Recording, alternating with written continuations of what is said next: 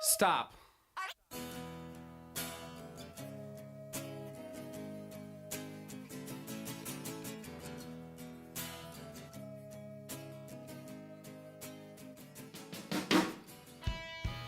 Alright, in this video we're going to take a look at how to illustrate multiplying a fraction times a fraction.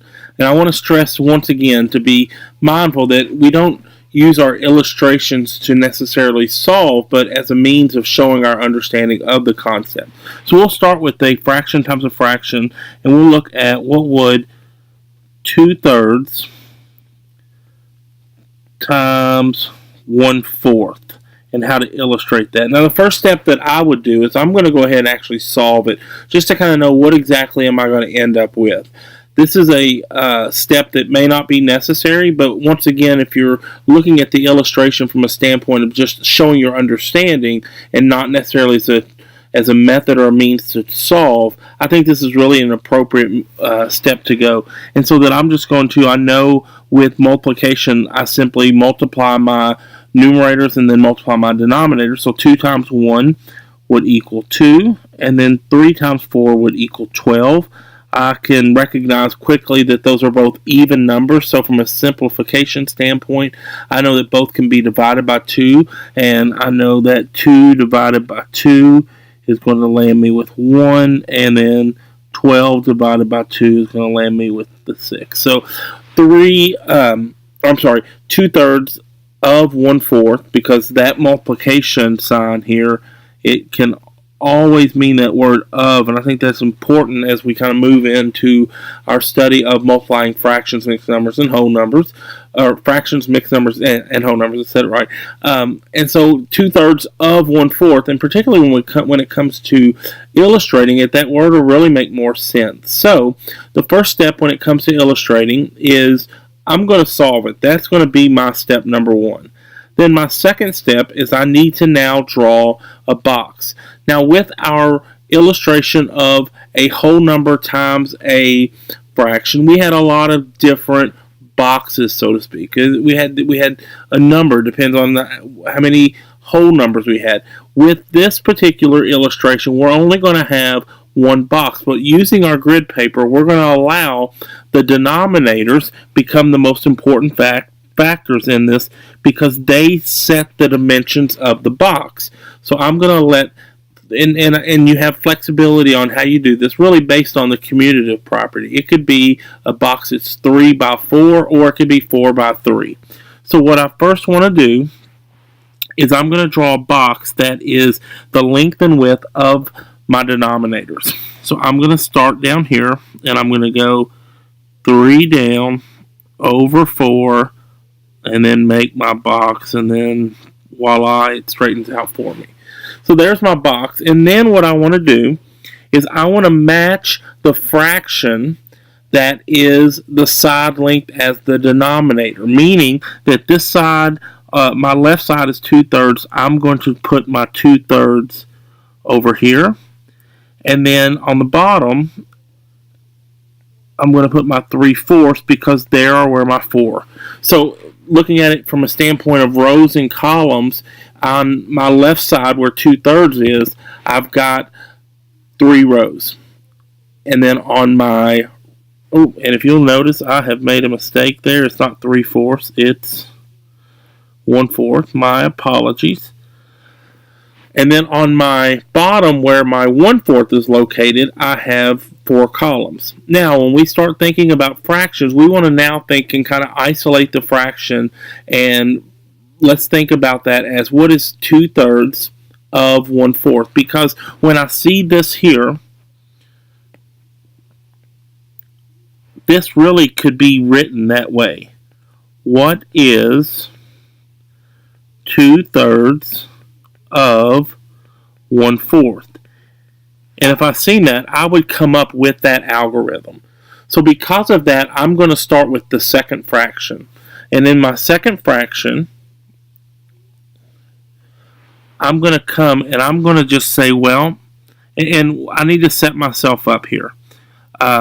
Because there are 4 parts in this. And let's go ahead and kind of break that into 4 parts. And what I want to do is I want to simply illustrate the second fraction. So there are my 4 parts. And I know, I'm going to zoom in here so that I'm coloring well. I know that only 1 of 4, because it's part of a whole, and that's what our fraction is. And it's 1 of 4. Now, if I back out, that represents 1/4. But I want to know, well, what is 2/3 of that 1/4? So imagine that we're a cake. I don't have a whole cake. I've got 1/4 of the cake. But I'm asking, hey, I'm going to give you 2/3 of my 1/4. How much of the entire piece, of the entire whole, would that be? So now I need to focus on 2/3 and kind of think through that. Now I have the luxury of having the colors, which you're going to probably do is shade it with pencil, and I really encourage you to shade this light with pencil. So I've worked on my second, and I've represented this. Now I want to start thinking about, well, let's look at 2/3, because now I want to say, well, what is 2/3 of what I have down there right now? Well, likewise, I need to come back, and I'm going to cut this, and I'm going to forget about the 1/4 for a minute. And I'm going to cut it so that I'm looking at rows. I need to take, and 2 of the 3 need to go all the way over. Forget about the blue shaded area for a moment. I have the luxury of showing some color here, is that I'm going with the yellow here. And then if you're only looking at rows only, you can see that, minus a few little blanks I left there. But that right there, and I'm just going to kind of zoom solely in on this. That is demonstrating, when we look at rows alone, 2 of the 3 are completely colored from left to right. And when I look at the 1/4, which are columns, only 1 of 4 are completely colored. Now I understand that you'll say, well, I see some of these right here. Well, but the whole column, so it isn't colored, so I can't count that. So I want to take those away. Now as I do that, once I shade both, I've represented 2/3 and I've represented 1/4. The only thing that really existed when it came down to this problem, if I were to really be talking about cake, would have been this row right here. So I'm talking about what is 2/3 of that, and count then at that point how many boxes are double shaded. Now mine, the luxury of having the colors there is that mine turn into green when I cross the blue and the yellow. And where that green, that reveals the answer. And so now when I back out a little bit, and let's take a look at this, I see right here is that 2/12, because 2 of the total 12 boxes are shaded, which can be simplified into the 1/6, as you can group together. If you put those together as 2s, you could see those are 2, and I'll do this real quick and then I'll erase it. I got a group there of 2, a group here of 2, a group here of 2, here, here, here, and so that's why it would be simplified if you look at the different groups, but still then only 1 of 6 are double over.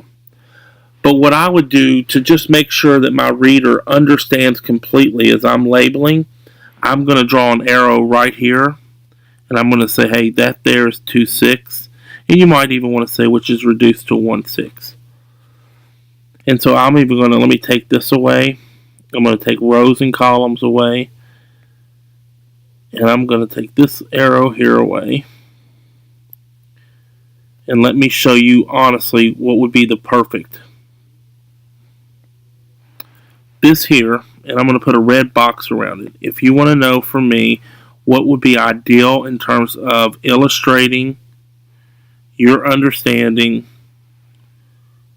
of this problem, what's in the red box would be beautifully done if you were asked to do this on a short answer.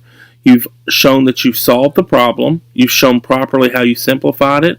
You've drawn a model to illustrate what has happened, and on your model you have appropriately labeled it. So this is an example of how to illustrate the multiplication of a fraction times a fraction. Hope it helps. Talk to you next time. Stop.